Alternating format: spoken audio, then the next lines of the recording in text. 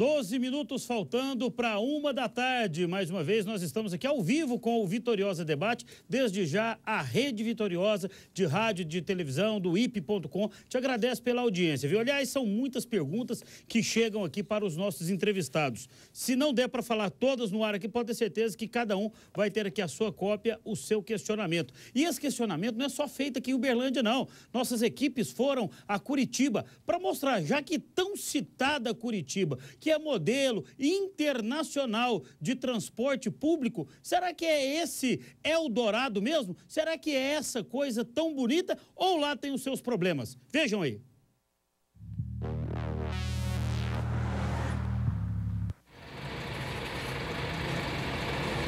Você já imaginou dar 15 voltas ao redor da Terra? Em Curitiba, 2.200 ônibus divididos em 430 linhas percorrem essa distância em um único dia. São quase 600 mil quilômetros. Esses números, que impressionam, são um retrato do transporte coletivo da capital. Que nota que você dá hoje para o transporte coletivo de Curitiba? 0. Por quê?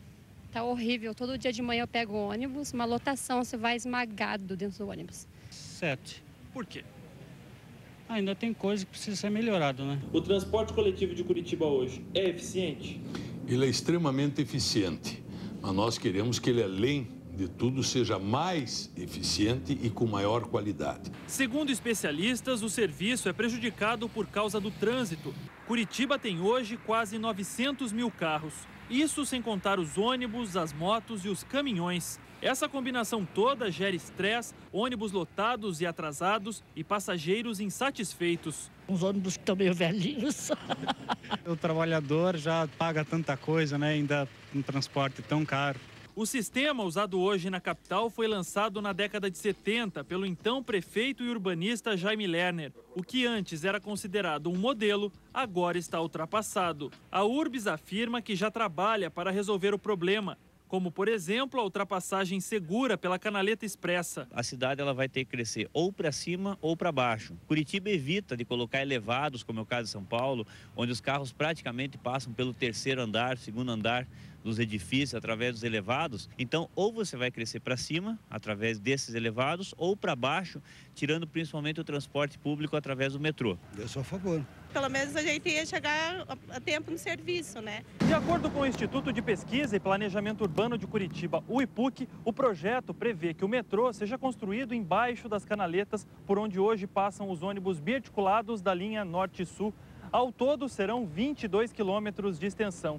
Segundo a Prefeitura da capital, o projeto está em fase de licença ambiental e os recursos estão sendo negociados. Curitiba fez a lição de casa, está com o seu projeto pronto, mas mesmo que esses recursos tenham autorização para começarem a ser liberados para o ano que vem, 2012, nós não teríamos condições de 2014 termos o metrô funcionando. Com ou sem metrô, o poder público tem pela frente uma missão nada fácil para resolver. Uma disputa do custo-benefício com relação ao transporte particular, você teria que oferecer conforto, segurança, higiene e o custo mais favorável do que a pessoa comprar uma motocicleta ou um automóvel. Então essa concorrência se torna bastante desleal.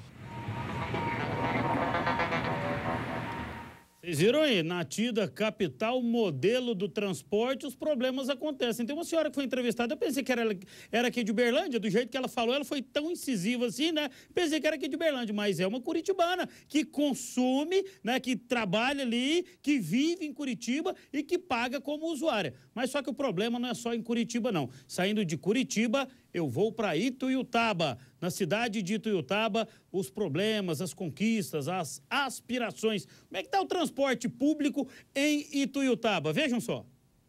Olá, André Silva, muito boa tarde. Olha só, em Ituiutaba o problema são os abrigos. São 630 pontos sem cobertura e somente 20 com algum tipo de proteção. Na maioria dos locais não há placas de sinalização, o que deixa o usuário ainda mais confuso. Nós fomos até um desses locais onde era para existir um ponto de ônibus. Olha só o que encontramos. Avenida 20, centro de Ituiutaba. Este daqui, olha só, é um dos principais pontos do transporte coletivo da cidade.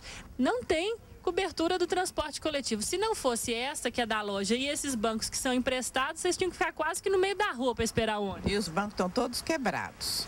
O que a senhora acha? Qual a avaliação sua em relação ao transporte público aqui do município? Deixa muito a desejar ainda, né, menina? Muito mesmo. Por quê? Porque eu acho que aqui tinha que ter, a prefeitura podia pedir ajuda aí, pôr uns bancos mais decentes aqui pra gente sentar, porque a gente já, que é mais idosa, já tem problema, dores nas pernas e tudo. Enquanto tá esperando em pé, a gente não aguenta. Não tem ponto, assim, os pontos não tem cobertura, não tem banco. Os passageiros ali da 20 ali do Banco do Brasil, eles quando chove, eles sobem em cima dos bancos para proteger da chuva. É esconder da chuva, né? Porque quase não tem ponto. Quase não tem ponto. Tá precisando muito ponto aqui na cidade. Qual que é a avaliação que você faz hoje do transporte público aqui em Tuiutaba? Hoje melhorou bastante. Eu acho que antigamente os bancos eram mais duros, agora eles estão melhorando. Tava até reparando isso antes de descer, porque é muito tempo que eu não ando de ônibus, faz tempo agora que eu voltei.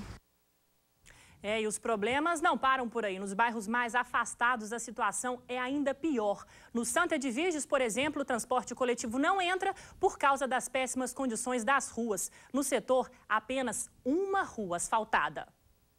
Bairro Santa de Virges, um dos mais populosos de Tuiutaba. Aqui vivem cerca de 600 famílias. E segundo os moradores aqui do local, eles estão praticamente ilhados. Aqui no setor, 100% das ruas não são asfaltadas e por causa disso o transporte coletivo não consegue chegar às famílias que precisam tanto. Esse senhor aqui é um dos moradores aqui do setor. Transporte coletivo aqui não existe. Não existe, e é aqui uma reivindicação da Associação dos Moradores, junto com os moradores, com a diretoria, né? A gente já pediu diversas vezes, já pediu o prefeito para poder estar atendendo a gente com o transporte coletivo. Mas aqui só tem uma rua que é asfaltada, um asfalto feito de forma irregular. A falta do transporte público está diretamente ligada à falta do asfalto. Por quê? O problema é o seguinte, olha, quando chove, neste período de chuvas aqui na região, a terra fica toda nessa situação, são vários buracos pelas ruas, com isso os ônibus não conseguem entrar. Os prejudicados também são as crianças, as donas de casa. A senhora tem filhos aqui no setor, eles não conseguem ir para a aula em dias de chuva? Não, não consegue. E dia de chuva perde aula, porque transporte também, transporte escolar, nem todos. Não leva as crianças a certas escolas. Você que é estudante, vive aqui no setor, como é que você se sente indignado com essa situação? Dia de chuva, como é que faz para você ir para a escola? Não vou não, porque o ônibus não leva, atola aí nos barros, nos buracos aí. Se sente prejudicado na sala de aula por isso? Tem vezes que os povos lá dão bronca na gente lá, porque a gente não foi. O que você disse para o professor? Não, fala que o ônibus atolou, mas eles dão a falta todo jeito. Tá correndo risco e talvez até perder o ano letivo por esse motivo. Então a gente até bomba por causa disso. Nós estamos aqui num lugar sem saída, né? Porque a rua é 100% do nosso bairro. Não tem condições, não tem jeito de vir um transporte. Como é que é viver num local onde você não pode nem entrar nem sair porque não tem transporte público? É a mesma coisa dentro de estar numa prisão, né? Que não tem, vê lá fora e não tem jeito de sair lá, né? Mesmo assim dá nós aqui. As condições é essa aí. Como nós percebemos, o problema do transporte público em Tuiutaba está diretamente ligado à falta de infraestrutura. Asfalto e abrigos dos pontos de ônibus são obrigações da Prefeitura. Nós convidamos o secretário de Obras, Luiz Manuel, para participar do debate. Segundo a assessoria de imprensa da Prefeitura, ele já tinha um outro compromisso e, por isso, não pôde comparecer. André Silva. Muito obrigado, viu, Gabriela? Gabriela está ao vivo comigo lá na cidade de Tuiutaba, essa capital importante aí do Pontal, e um desrespeito público mais uma vez. É a segunda vez que nós convidamos algum representante da prefeitura de Tuiutaba, eles simplesmente não estão nem aí. É porque não são os senhores que têm que ir lá para aquele bairro, não são os senhores que têm que pegar o ônibus aí de Tuiutaba, não são os senhores que passam por essa dificuldade. Agora, senhor prefeito de Tuiutaba, Deus ajuda, hein? Deus ajuda o senhor aí para governar essa cidade aí, porque se o menino tá lá naquele bairro, se ele falta de aula na escola municipal, que o senhor é o gestor, manda falta nele, que ele vai falar? Não, mas eu não posso sair aqui de casa, porque o prefeito não faz nada. Aí ele vai lá para a escola, não vai para a escola, aí a professora, não, falta. Tem que colocar falta pro prefeito aí. Desse jeito tem que dar falta pro prefeito. Que é isso, rapaz? O Emerson tá aí comigo, ao vivo, faltando 3:01. Alô, Emerson, boa tarde. Boa tarde, tudo bem? Tudo bem. Você fala de onde, Emerson? Meu nome é Edson. Edson. Colega aí. Sim, Edson. Eu falo do bairro Canaã. Tá certo. Fica à vontade, os nossos convidados estão aqui prestando atenção em você, Edson. Ok, eu gostaria de, primeiramente, boa tarde a todos os convidados e fazer uma pergunta aí. Os ônibus na cidade de Uberlândia não correm no horário depois de meia-noite, o ônibus chamado noturno, que aqui é mais conhecido como Corujão. No tempo em que se fala em trazer progresso para a cidade, turismo, e também a própria situação de deixar veículos em casa, como as pessoas podem sair para divertir, trabalhar, também a lei seca, se não tem um ônibus noturno, né, correndo em toda a cidade para poder dar esse suporte. Ok, Edson. Paulo Sérgio, secretário. A questão do Corujão já existiu em Uberlândia em uma determinada oportunidade, mas a demanda pelo transporte público coletivo no período noturno, de madrugada, ele é muito pequeno. E se for disponibilizado linhas para que possamos secretário, ter... é pequeno?